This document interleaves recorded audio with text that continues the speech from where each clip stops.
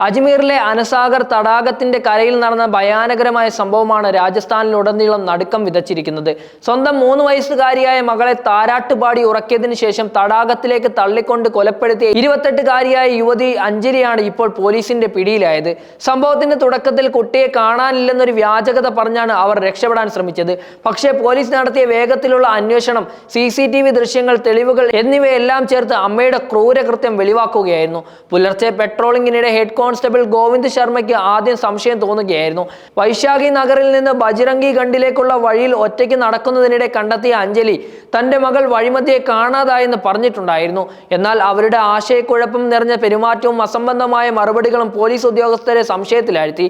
പിന്നാലെ പരിശോധിച്ച CCTV ദൃശ്യങ്ങളാണ് സംഭവത്തിന്റെ യഥാർത്ഥ ചിത്രം പുറത്തു കൊണ്ടുവന്നത്.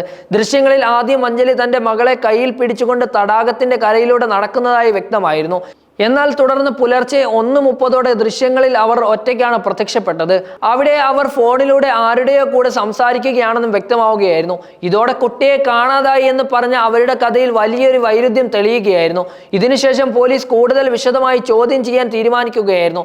ബുധനാഴ്ച രാവിലെ നടത്തിയ തിരച്ചിലിൽ തടാകത്തിൽ നിന്ന് കുട്ടിയുടെ മൃതദേഹം കണ്ടെടുത്തപ്പോൾ അമ്മ പറഞ്ഞിരുന്ന മുഴുവൻ കഥയും തകരുകയായിരുന്നു. ചോദ്യം ചെയ്യലിന്റെ ഒടുവിൽ അഞ്ജലി കുറ്റം സമ്മതിക്കുകയായിരുന്നു. താരാട്ടുപാടി ഉറക്കിയ ശേഷം തന്നെയാണ് കുഞ്ഞിനെ തടാകത്തിലേക്ക് തള്ളിയതെന്ന് അവർ വെളിപ്പെടുത്തുകയാണ്.